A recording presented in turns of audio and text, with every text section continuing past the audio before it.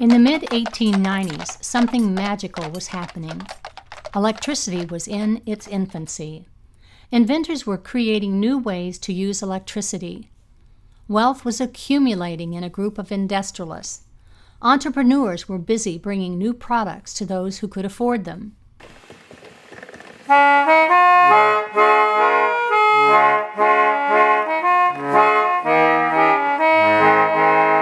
William Tremaine had just a few years earlier formed a company selling small hand-cranked role-playing organettes for home musical entertainment.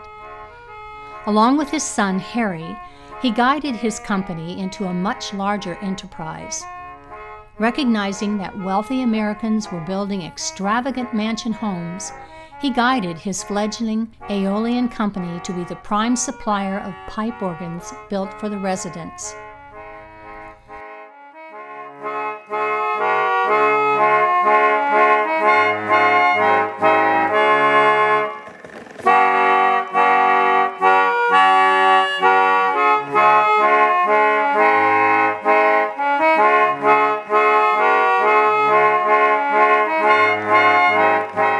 Contracts for huge sums of money for those organs helped Aeolian to become very successful. Aeolian had acquired the respected Ferran and Vodi Organ Company and continued producing a high-quality product. But to make sure the patron could have music anytime, the organs were equipped with roll players, and Aeolian supplied the paper rolls for these player units. After all, Aeolian was already the leader in role-playing organettes.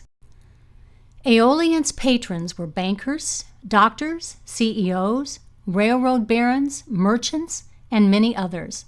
Their opulent homes were often designed around the Aeolian pipe organ.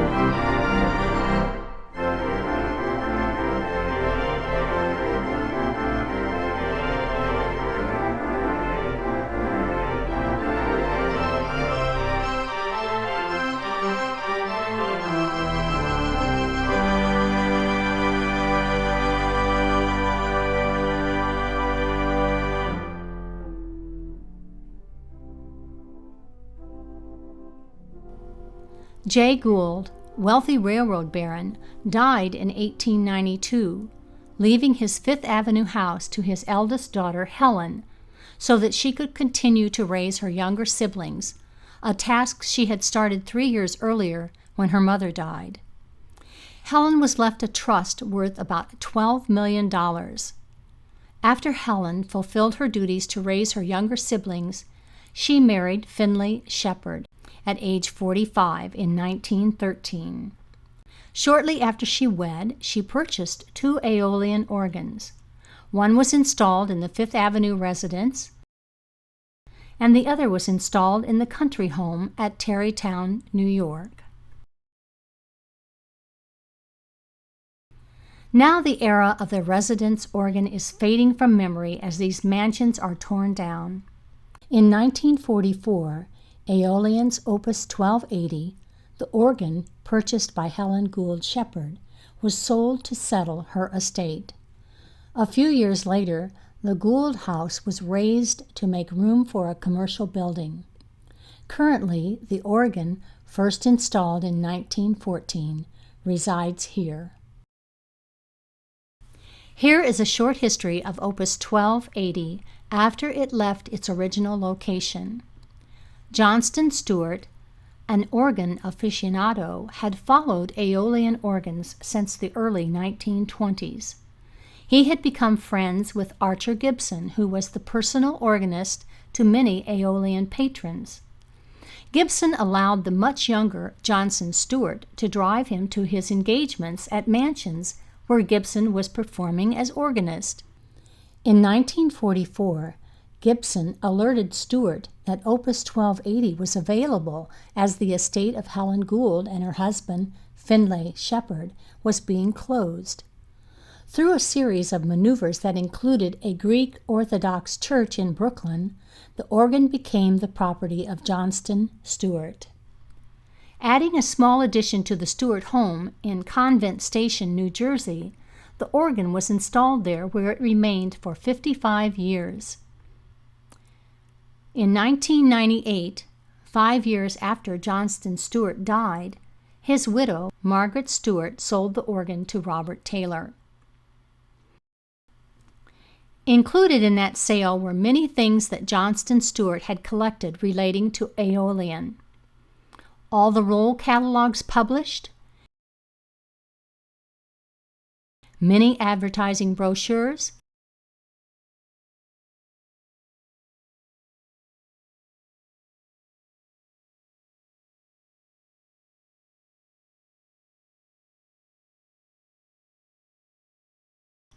pictures of Aeolian installations,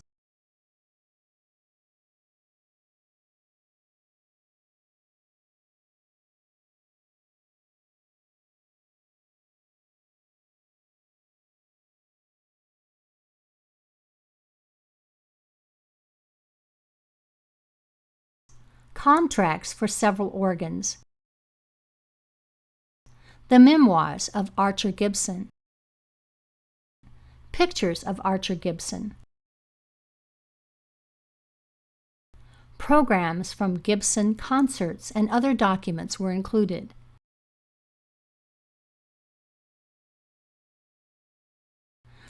Also, there were 400 dual art organ rolls and 1,100 116-note organ rolls. This sale was probably the largest single transfer of Aeolian organ material to ever take place. In September in 1998, a crew of 4 men proceeded to dismantle the organ and all related material for transport to Columbia, Missouri.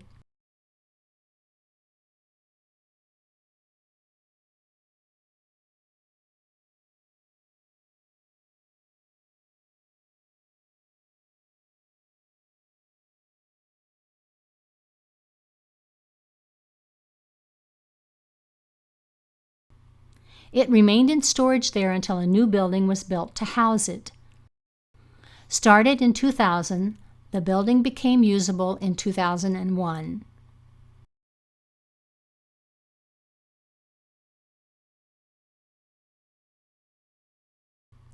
Initially, only the lower level of the building was used. There, all components of the organ were refurbished. Every piece of leather and gasket material was replaced.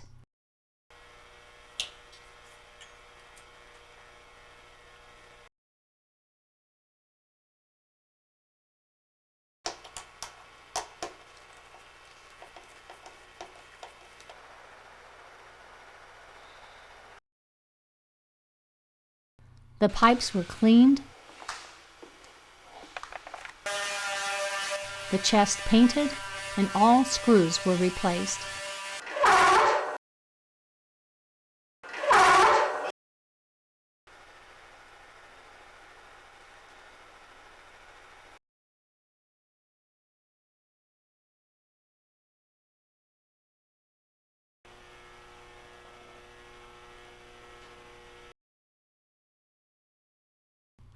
Additionally, all wiring to the magnets was replaced.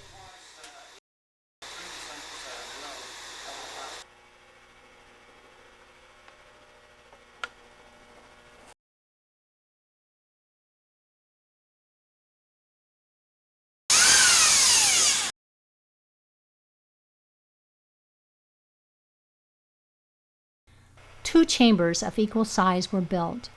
The chamber on the left would hold the pipes that had been initially installed in the staircase. The right chamber would hold the rest of the main organ. The echo organ, originally installed with the elevator mechanism on the 5th floor, was now located in the rear of the new music room. Some changes to the layout were made to improve the sound. It was found that the diapason pipes were just too loud to be in the open and in the center, and they were positioned in the rear of the left chamber behind the harp.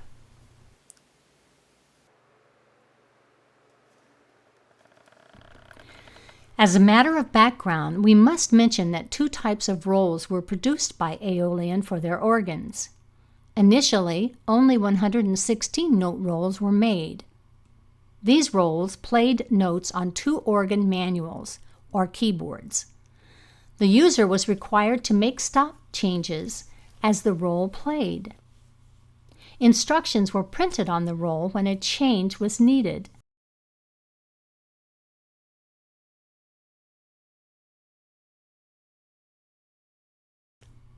Beginning in 1915, Aeolian offered a fully automatic system which they called the dual art. Those rolls are wider as 60 control channels were added, making it a 176-note roll. Aeolian charged about $3,000 to upgrade the earlier organs.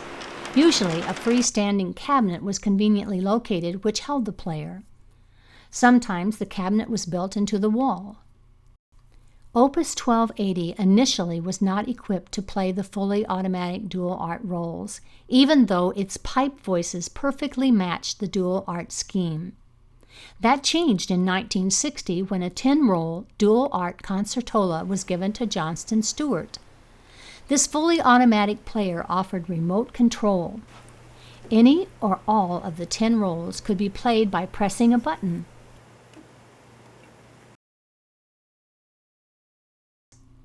Originally, the concertola was the property of John D. Rockefeller, Jr. When Mr. Rockefeller's residence was torn down to make room for the Museum of Modern Art, the concertola was given to his sister, Alta. Alta also had a townhouse nearby that included an Aeolian organ. Alta was one of Archer Gibson's main patrons and came to know Johnston Stewart. In 1960, as Alta was in her final illness, she gave the concertola to Johnston Stewart in memory of Archer Gibson. This was sent out to my husband by Mrs. Alta Rockefeller Prentice before she died.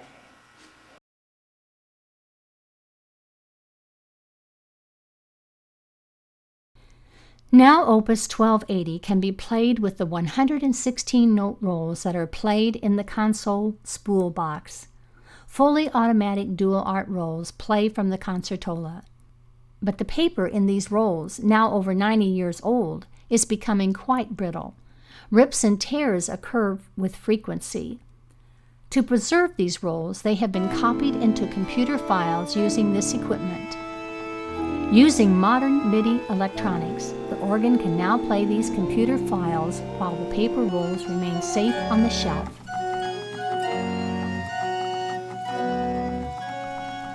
Since the 116-note rolls require user participation to set the stops and other controls, the computer files for these rolls is being upgraded to the fully automatic dual art format. This process is very time-consuming.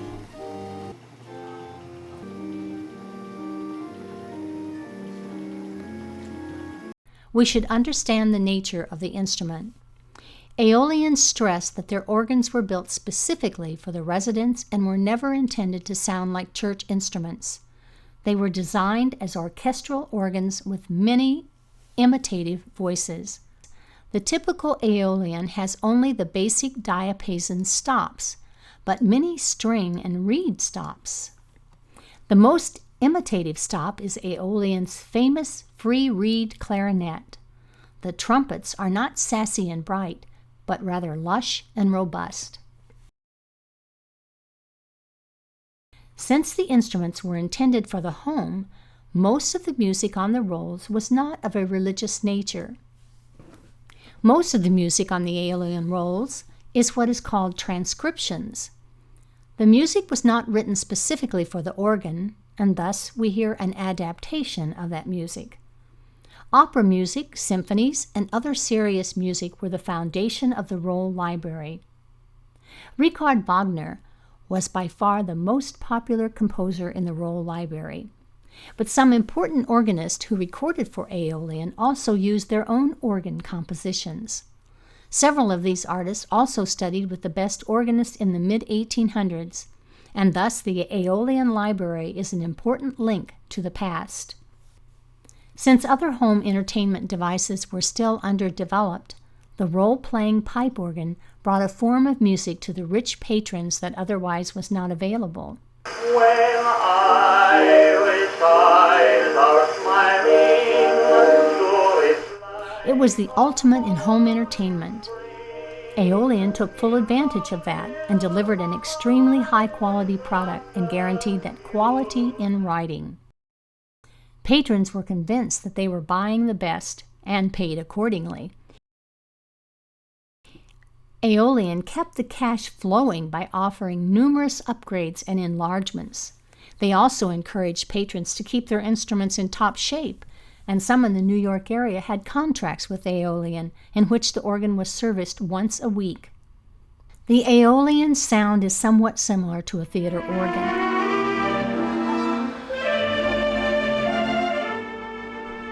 Frequent use of tremulants that oscillate much faster than church instruments, coupled to vox humana ranks that are noticeably louder than their church cousins, is an obvious quality. Others are numerous reed ranks and abundance of strings and an understated pedal that often sounds like the orchestra string bass section. Most installations had an organ harp and chimes, which are used on almost every roll. These effects fall into the percussion family. To help you identify these sounds, here are a few samples. First, here are the soft flutes.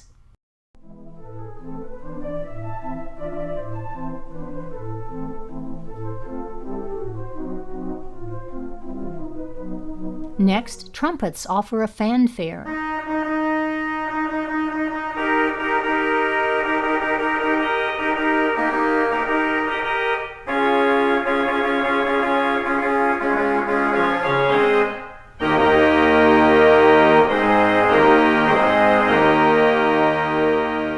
Let's hear the string section.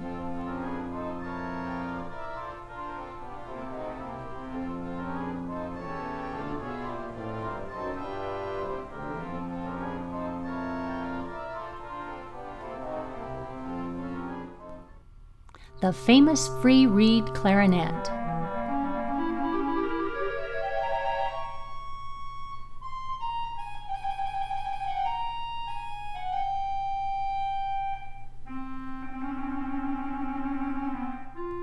The French horn is really the diapason.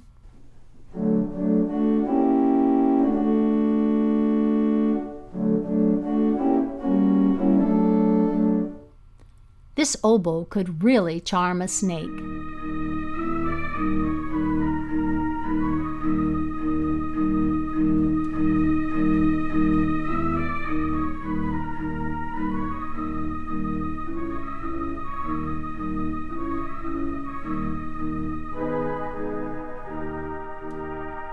The full organ has a rich blend.